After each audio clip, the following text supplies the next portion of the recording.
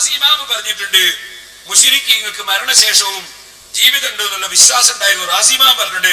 റാസി ഇമാമിന്റെ ഖബറും പുറത്ത് പോയിട്ട് ചോദിച്ചു എന്നോട്. റാസി ഇമാം റളിയല്ലാഹു അൻഹു പറഞ്ഞത് ഒരു ദഈഫായ സ്വീകരിക്കപ്പെടാൻ പറ്റാത്തൊരു ഖൗൽ ഒരു ഖീലുണ്ട് എന്നാ.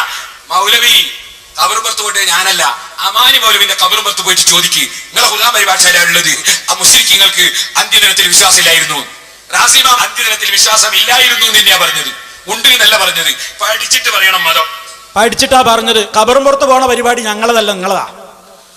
സഹായം ചോദിക്കാനും സംശയം ചോദിക്കാനും ഒക്കെ ഖബറും പുറത്ത് പോയിട്ട് ചോദിക്കൽ നിങ്ങളുടെ സംസ്കാരമാണ്.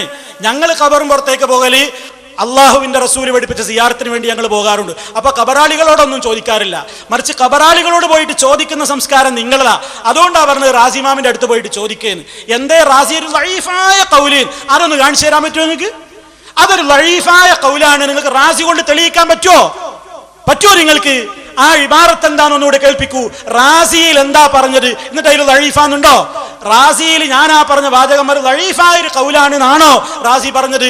എന്താ റാസി പറഞ്ഞത് എന്ന് കഴിഞ്ഞ പ്രസംഗത്തിൽ ഞാൻ പറയുന്നു, ശ്രദ്ധിച്ച് കേൾക്കാം. എന്നാൽ പേരോടൊന്ന് പഠിച്ചു വെച്ചോ, അല്ല പറഞ്ഞത് ശരിയല്ല എന്ന് ഞാൻ പറഞ്ഞിട്ടേ ഇല്ല. എന്റെ പേരിൽ കള്ളം പറഞ്ഞതാണ്. അത് ആരുടെ സ്വഭാവം നിങ്ങൾ എന്നെ പറയാറുണ്ട്, ദജ്ജാലൂന കസ്സാബൂന. അത് നിങ്ങൾ എന്നെ അർത്ഥം വെക്കും പറയുകയൊക്കെ ചെയ്തിട്ടുണ്ടല്ലോ. മാത്രല്ല ഞാൻ പറഞ്ഞതിൽ എന്താ തെറ്റ് ഉണ്ടെങ്കിൽ അത് ഖണ്ഡിക്കണം. അതാ മറുപടി പ്രസംഗം എന്ന് പറഞ്ഞാൽ, അതാ ഖണ്ഡന പ്രസംഗം എന്ന് പറഞ്ഞാൽ എന്താ? ഞാൻ പറഞ്ഞ വാദം കേൾപ്പിച്ചിട്ട് ഇടക്ക് മുറിച്ചിട്ടല്ല, കൃത്യമായി കേൾപ്പിച്ചിട്ട് എന്ത് നിലക്കാണ് ആ പറയുന്നത് നിങ്ങൾ മനസ്സിലാക്കണം. ഞാൻ നിങ്ങളോട് എന്താ പറഞ്ഞത്? പരലോക വിശ്വാസം ഉള്ളവരും ഇല്ലാത്തവരൊക്കെ ഉണ്ടായിരുന്നു എന്ന് ഞാൻ പറഞ്ഞത് എന്റെ വകയാണോ? അങ്ങനെ ഒരു വിഭാഗം ഉണ്ടായിരുന്നു. എല്ലാവരും പരലോക നിഷേധികളല്ല എന്ന് ഹുസൈൻ സലഫിയുടെ വകയിൽ പറഞ്ഞതല്ല കേട്ടോ. അള്ളാഹനെ ധിക്കരിച്ചുകൊണ്ട് പറഞ്ഞതല്ല കേട്ടോ. അത് ഇമാമിങ്ങൾ എഴുതി വെച്ചത് പറഞ്ഞതാണ് കേട്ടോ. പഠിച്ചോ പേരോടെ.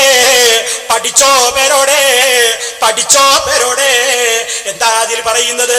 കുല്ലുഹും മാകാനു മുൻകിരീന ലിൽ ഖിയാമ. അവർ മുഴുവനും എല്ലാവരും തന്നെ ഖിയാമത്തിനെ നിഷേധിക്കുന്നവരായിരുന്നില്ല. ഞാൻ പറഞ്ഞതാ, വിശ്വാസമുള്ളവരും ഇല്ലാത്തവരും ഒക്കെ ഉണ്ടായിരുന്നു. അറേബ്യൻ മുശ്രിക്കുകൾ കാഫിറുകൾ മുഴുവനും പരലോകത്തെ നിഷേധിച്ചവരൊന്നും അല്ല. എന്നിട്ട് നിങ്ങൾ നോക്കൂ, ഫഖദ് ഖീല പറയപ്പെട്ടിട്ടുണ്ട്, ഇന്നഹു കാന ഫിൽ അറബി, അറബികളിൽ ഒരു സമ്പ്രദായം ഉണ്ടായിരുന്നു. അറബികളിൽ ജംഉൻ, ഒരു വിഭാഗം ആളുകൾ ഉണ്ടായിരുന്നു. യുഖിറൂന ബിൽ ബഅസി വൽ ഖിയാമ, ബഅസും അതുപോലെ തന്നെ പുനരുത്ഥാനവും അന്ത്യനാളിലുമൊക്കെ അംഗീകരിക്കുന്ന ചില ഒരു വിഭാഗം ഉണ്ടായിരുന്നു. എന്താ അതിന് തെളിവ്?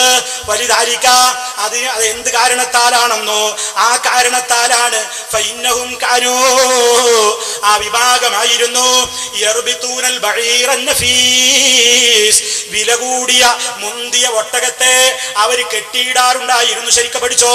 അലാ ഖബരിൽ മയ്യിത്തി, ഒരാൾ മരിച്ചാൽ ആ മയ്യിത്തിനെ മറമാടിയ ഖബറിന്റെ സമീപത്ത് നല്ല മുന്തിയ ഒന്നാന്തരം ഒട്ടകത്തെ ചില അറബികൾ കെട്ടിയിടാറുണ്ട്. വയതുറുകൂൻ, എന്നിട്ട് ആ ഒട്ടകത്തെ അവർ അവിടെ തന്നെ അങ്ങ് ഉപേക്ഷിച്ചിട്ട് പോരും. ഇലാ അന്യമൂത്ത്, ആ ഒട്ടകം അവിടെ കിടന്ന് മരിക്കുവോളം അതിനെ അവർ തിരിഞ്ഞു നോക്കില്ല. എന്തിനാ അവരിങ്ങനെ ചെയ്യുന്നത്? എന്തിനാ അവർ ഈ ഖബറിന്റെ സമീപത്ത് ഈ ഒട്ടകത്തെ കെട്ടിട്ട് പോരുന്നത്?